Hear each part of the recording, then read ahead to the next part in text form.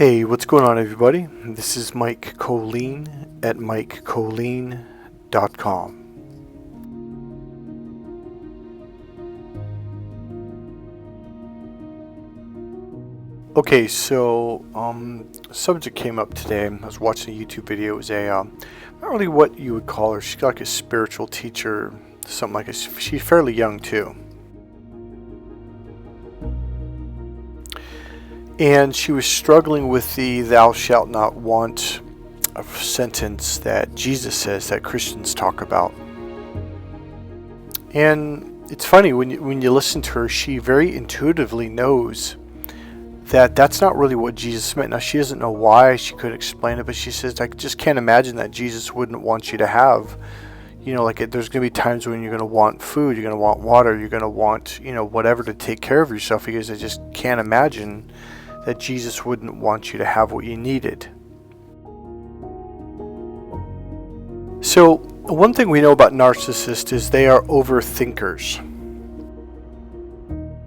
And they complicate things, and they purposely lead you down the wrong trail, or down the wrong path. See, when I look at the Bible, when I look at God and Jesus, I don't see complications, I see absolute simplicity. Love is good, hate is bad, or love is good, evil is bad. So remember a couple times over the last year or two, I gave you two lists, like on the left is love and on the right is hate, and you put a line under each of those. Well, every good word, happiness, joy, fulfillment, etc., falls, freedom, emotional freedom, etc., falls underneath love. And under evil is hate, anger, confusion, doubt, all the stuff that narcissists do to you. So judge by the fruits. Does it fall under evil or under love? That's how simple it is. So here we are talking about another verse that has absolutely 100% completely been misunderstood. Or more likely, it was purposely misinterpreted on purpose. Hola means shut the door, please, which it doesn't, but that's what they're going to tell you. So whenever my neighbor who's from Mexico says, "Hola, Miguel," I walk past him and I shut the door. And after about 2 years, he goes, "Mike, why do you keep shutting the door when I say hello to you?" I go, "Well, doesn't that mean shut the door?" He goes, "No, it doesn't." I'm like, "Sure it does. My Spanish teacher taught me that it means shut the door." Well, I know that he's wrong and my Spanish teacher's right. So I'm trying to convince him that he's wrong, that it means shut the door. Because I was taught that hola means shut the door, and I'm sticking to it. Sure, it's dumb. We all think it's dumb, but it's what they teach us.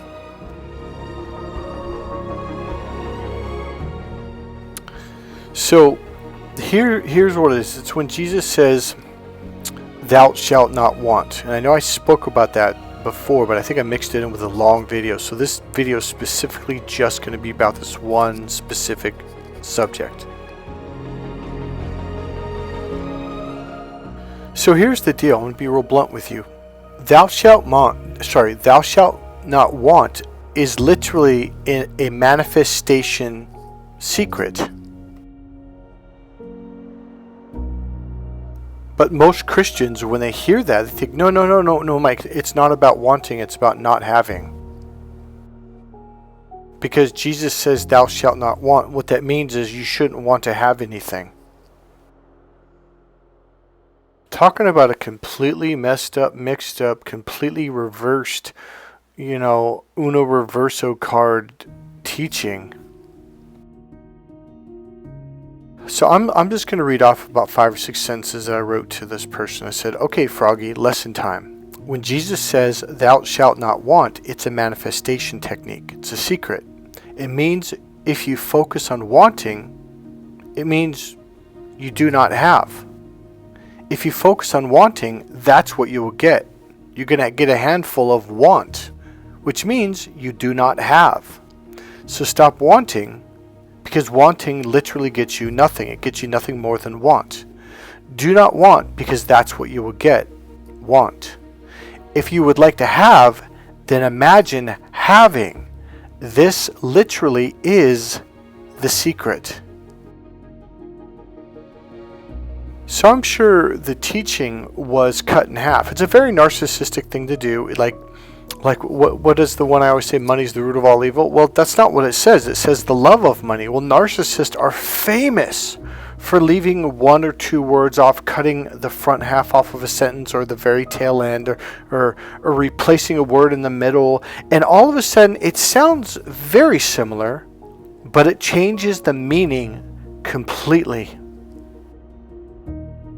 So here's Jesus that literally gathered, physically went around and took time to actually gather and convince these people to become his disciples. For what purpose? To teach them how to literally manifest, to have.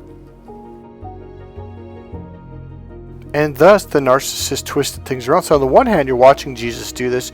You remember in the back of your mind, way back there, you're not very conscious of it, but yeah, Jesus was teaching, his disciples how to heal people, and how he took this, like, what was it, 5 loaves of bread and a couple fish, and then he fed 1,000 people or 5,000 people. He just kept splitting and dividing, and he manifested more and more bread to the point where he had baskets full where they fed every single person in the entire crowd. Okay, so here it is. He fed 5,000 people with 5 loaves and 2 fish. He just kept multiplying and multiplying, thus manifesting. And here we are taught things like money's the root of all evil, and then they cut off the full teaching when they just leave the part where Jesus says, thou shalt not want. Because if you want, that's not having. If you imagine wanting, it's disconnected, it's dissociated, and thus it'll never manifest. That's one of the secrets, or literally the secret is to associate, to imagine having. That's it. And that's what Jesus was saying. Thou shalt not want. Instead, thou shalt imagine having. Now, does it say that in the Bible? No, that part, either the translation was backwards. Now, I actually didn't look this up, but I can tell you beyond a shadow of a doubt, when someone says, because this is what they taught us during the trainings, like, hey, don't imagine wanting, because if you do that, then you're not going to have. And I was like, oh, and then I thought of Jesus, like, oh, that's what Jesus was trying to say. So it was probably either in twisted translation, or they didn't give you the complete translation, meaning, hey, they left some of the stuff out. And that's what we're beginning to learn, is like, we've been lied to, and we've been lied to people who went to biblical colleges and who have studied this Bible for 10, 15, 20, 30 years, and you're like, well why don't they teach? I mean, I've never had a pastor teach this to me. Why? So if you've watched The Chosen, you see the part where Jesus helped Simon and his fisherman mates or whatever. He helped them to catch a lot of fish when they were fishing all night, and they didn't get a single fish. And Simon looks at Jesus dejected, saying, hey, we've been doing this all night. Now it's morning. He goes, look, there's no fish out there. And earlier before this scene, it was showing Simon talking to his wife, like, she's like, what are we going to do? Because they had no money. I think they needed to pay their rent or their mortgage, and they needed money for food or supplies or something. And his wife was like, what are we going to do? And he goes, I don't know. He goes, we're going to go out all night long, and we're going to fish. And so Jesus shows up and says, throw it in one more time. And Simon goes, look, teacher, I have no quarrel with you, but we've been doing this all night long. There's nothing out there. And lo and behold, they throw it out one more time, and boom, the whole net is full. If you don't think Jesus wants you to have, you don't understand Jesus or God.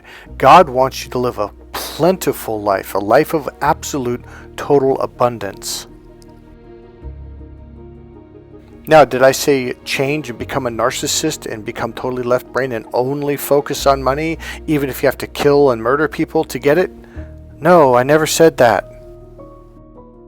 There's always that one person that has to twist things into reverso uno. Then there was the brother of, let's see, what was his name? I always get these names mixed up. So this is David.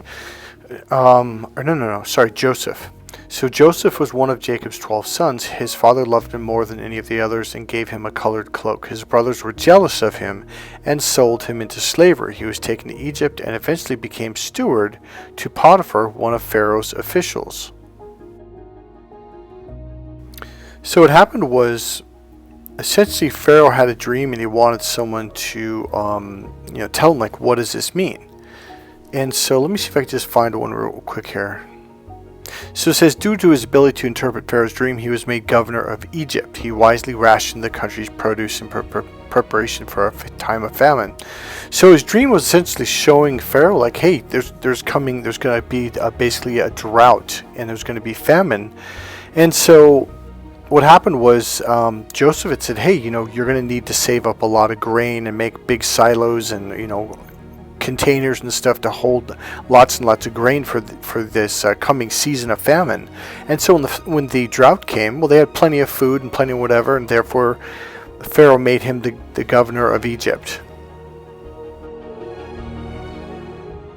So Joseph was also not only good at interpreting, but he was also good at finances. So it says Joseph was sold into slavery as a young man. He grew into a position of power and authority in government, business, and finance. So he essentially became, and I'm going to make up this word, but like a finance minister.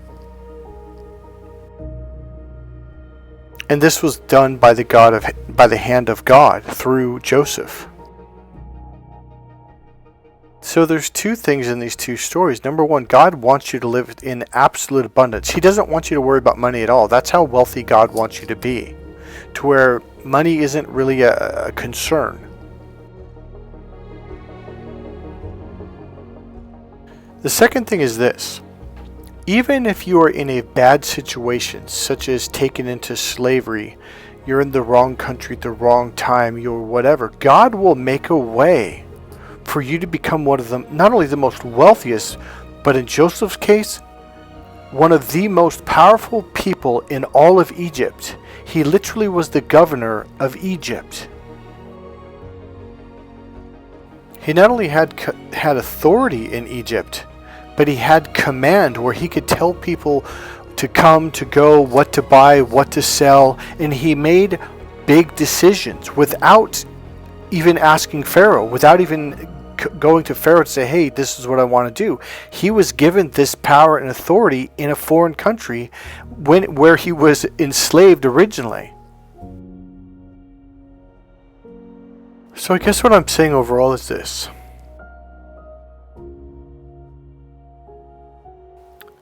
Use some common sense when it comes to God and Jesus. Of course God wants you to prosper. Of course God wants you to live abundantly. And Jesus too. It's just, I think a lot of us have been beat up by narcissists in the church system, and we were told the absolute lie, the reverse of what the truth actually was. The teachings were there to help us, not to hinder us, not to hold us back. So God absolutely does want you to prosper. God wants you to live an abundantly wealthy life. God wants you to be happy. And God wants you to be loved and feel loved.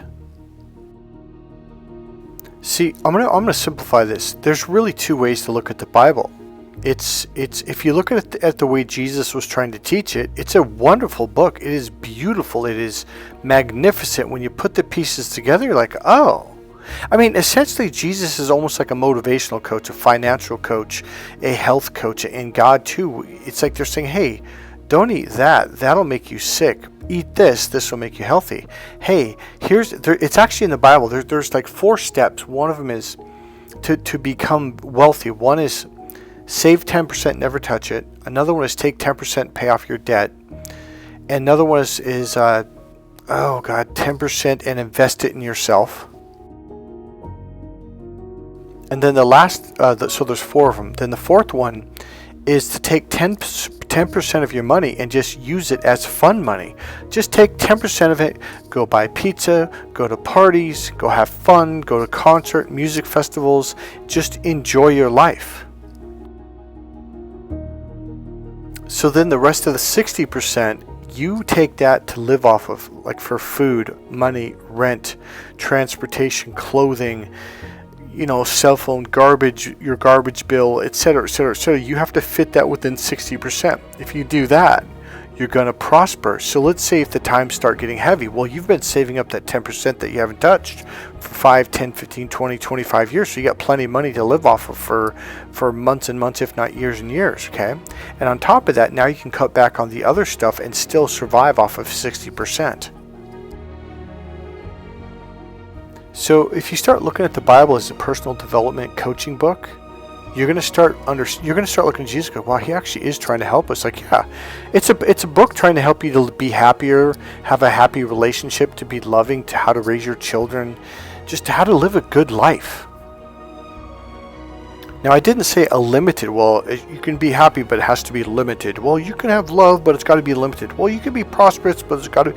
I didn't say limited. It wants to help you to be absolutely amazing, a life that you can't even imagine. Like, instead of maybe just barely making it, you might become a billionaire. You might become, some amazing artist or something. Like, life was meant to be enjoyed. I am telling you right now, if there's one thing I know beyond a shadow of a doubt, life was a gift from God that was absolutely meant to be enjoyed to the fullest. So that's one way of looking at it. Or, I'm using the word or on purpose, that's why I emphasized it, or you can look at it their way, and the Bible becomes a horrifying book. It's horrifying, it's scary, it's about pain and suffering, and if you step on a crack, you break your teacher's back, and you got to walk on eggshells, and oh my God, it's just like living with a narcissist. Do you get my point? God wants you to live abundantly and have an abundance of wealth. God and Jesus are not narcissists, they're not nitpickers. They are abundant. And that's what they want you to be too. So remember, imagine having, thou shalt not want. So start imagine having, and it shall be so. Hey, this is Mike Kollin at MikeKollin.com. I hope you liked this video. If you did, please click subscribe, click the like button, make a comment. And if you want, go ahead and make a donation. There's a PayPal link right there in the description box. God bless you guys. I'll see you in the next video. Bye.